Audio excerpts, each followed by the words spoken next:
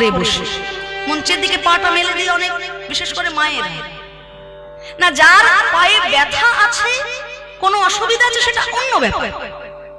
কিন্তু সাধারণত যদি কোনো নারী বা কেউ, কোনো পুরুষ, যে কেউ হরি মন্দিরের দিকে বা হরি সংকীর্তন মঞ্চের দিকে পা করে বসে, বা গুরুজনদেরকে লাথি মারবো এ কথা বলা বা লাথি মারা, বা কোনো দেবভোগ্য বস্তুতে, মানে ভগবানের প্রসাদ সাজিয়েছেন, আপনার অজান্তেও যদি পা লেগে গেল তাতে, আর সেই প্রসাদ যদি ভগবানকে নিবেদিত করা হয়ে গেল, এইরকম পাপ যদি আপনার 100 খানা হয়ে যায়, হয় একটা দিক পড়ে যাবে, না হয় পঙ্গু হবে, আর না হয় একটা চরণ বাদ যাবে, পা ভেঙে যাবে।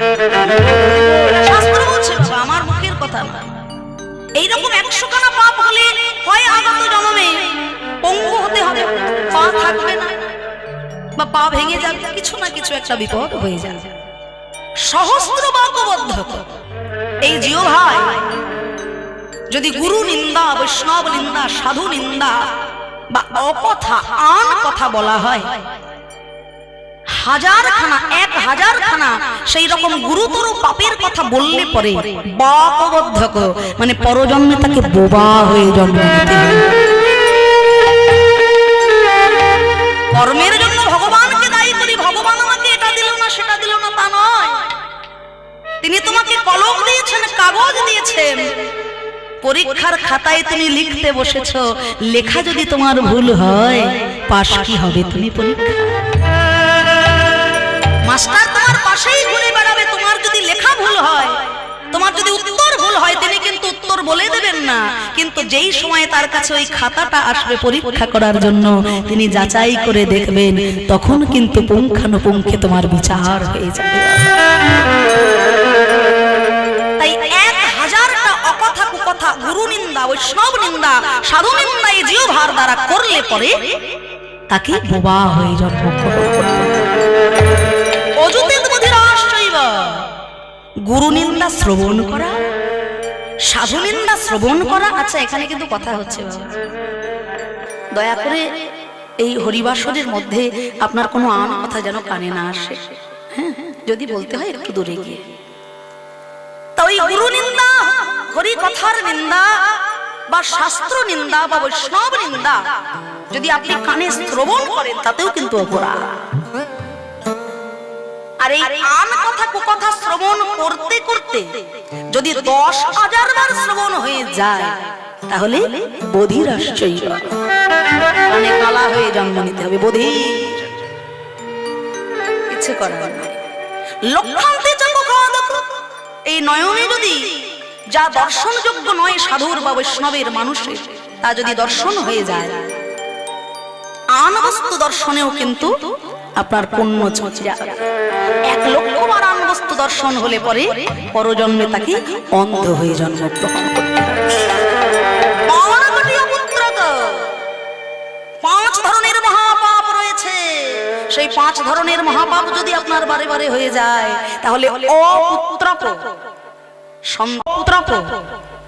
সন্তান হবে না।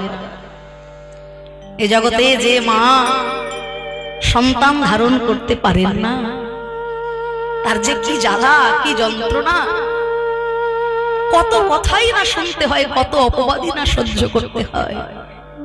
নারী জাতির রূপে যারা জন্ম নিয়েছে তারা জানে।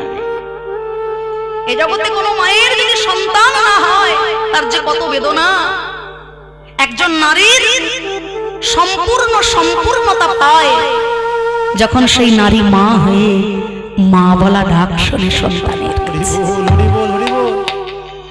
তাহলে বলছে 12টি অপুত্রক, 5 ধরনের মহাপাপ করলে অপুত্রক হতে হবে তোমাকে, পরজন্মে পুত্র হবে।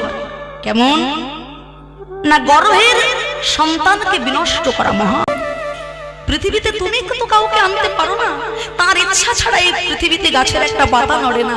তাহলে দিদি নিজ করে কৃপা করে যিনি এই জগতের বুকে যাকে আনছেন, তুমি নিজে তাকে হত্যা করে দিলে, জগতের বুকে আসতে দিলে না। সেই গর্ভের সন্তানকে যারা বিনষ্ট করে দেয়, মহাপাপ। কোন শিশুকে হত্যা করা দ্বিতীয় মহাপাপ, এ পাপের ক্ষমা নয়। শিশুর মুখে বিষ দেওয়া, শিশুর মুখে বিষ দেওয়া, শিশুর গলায় দড়ি দিয়ে হত্যা করা, কোনো খাদ্য দ্রব্য নিজে শুকে নাসিকায় গন্ধ নিয়ে শিশুকে ভক্ষণ করানো মানে খাওয়ানো, এই ধরনের 5 প্রকার মহাপাপ যদি হয়ে যায়, বলছে বাণকটি অপুত্র পুত্র হবে না, তাকে নিঃসন্তান হয়ে জগতের বুকে যন্ত্রণা সহ্য করতে হবে। অষ্টমে পঞ্চঘাতক, এর পরেও রয়েছে আরো মহাপাপ, এর থেকেও যদি অধিক পাপ কেউ করে তার শিরে বজ্রাঘাত। অনেকে খুব রেগে গিয়ে বলে না, তুই আমার সঙ্গে এরকম করলি, তোর মাথায় বজ্রাঘাত। তাহলে দেখুন কতগুলো পাপের পর্যায়ে অতিক্রম করলে তবে মাথায় বজ্রাঘাত হয়। অষ্টমে পঞ্চঘাতক, মাথায় বজ্রাঘাত হয়, এর থেকেও অধিক পাপ করলে পরে। আর তারপর কি বলছে, এতগুলো পাপের ঊর্ধ্বে যে মহাপাপ, অপারে কুষ্ঠমেব চ ব্রহ্মণার্ধ সংগ্রাম। এতগুলো পাপ মহাপাপের পরেও যদি কেউ পাপ করে, তখন তার সারা গায়ে সর্ব অঙ্গে গলিত কুষ্ঠ ব্যাধি জন্ম। এই পাপের কথা শ্রবণ করছেন কে বা বলছেনই বা কে? এই পাপের কথা বিশ্লেষণ করছেন সৃষ্টিকর্তা ব্রহ্মা আর নারদ। শোনাচ্ছেন কাকে? দস্যু রত্নাকরের উদ্দেশ্যে। দস্যু রত্নাকরকে বলছেন, তুমি যে জীবিকা নির্বাহ করার জন্য, সংসার চালানোর জন্য এরকম মহাপাপ করে চলেছ, তুমি কি জানো কোন পাপে কি গতি হতে পারে? যখন সৃষ্টিকর্তা ব্রহ্মা নারদ ঋষি শোনাচ্ছেন এই মহা মহা অপরাধের কথা, কি করলে কি গতি হয়, শুনে থরহরিকম্প ভয়ে ভীত হয়ে গেলেন দস্যু রত্নাকর। তার আত্মীয় পরিজন, স্ত্রী, মাতা সকলের কাছে গিয়ে জিজ্ঞাসা করছেন করজোরে, ওগো আমি তো সংসার চালানোর জন্য এত জীব হত্যা করেছি, এত মহাপাপ করেছি, মহা অপরাধ করেছি, আমি তো তোমাদেরকে ভরণ পোষণ করার জন্য এই পাপ করেছি। ওগো ঘরণী, আমার এই পাপের ভাগীদার তুমি হবে তো? সকলে বলে উঠল, সে কি কথা, সংসারের এখন অভিভাবক তুমি, সংসার চালানো কর্তব্য তোমার, কিন্তু সে কর্তব্য করতে গিয়ে তোমার যদি পাপ হয়ে যায়, সেই পাপের ভাগীদার আমি তো হতে পারি না। কেন? তুমি যে আমার অর্ধাঙ্গিনী, আমি যদি পুণ্য করি তুমি তো অর্ধেক ভাগ পাও। স্বামী যদি পুণ্য করে, স্ত্রী ঘরে বসে সেই পুণ্যের অর্ধেকটা ভাগ পেয়ে যাবে, কিন্তু স্বামী যদি পাপ করে, সেই পাপের ভাগীদার কিন্তু কোনো প্রকারে স্ত্রী নেবেন না। তাই পরিজন পরিবার সকলে বলে উঠল, তুমি যদি পাপ করো, সংসার চালানো তোমার কর্তব্য, তাতে যদি তোমার পাপ হয়ে যায়, সেই পাপের ভাগীদার আমি আর হতে পারবো, আমরা হতে পারবো না।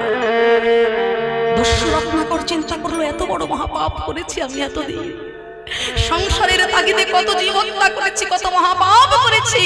সেই দস্যু রত্নাকর সাধনা করতে করতে একদিন হলেন বাল্মীকি মুনি।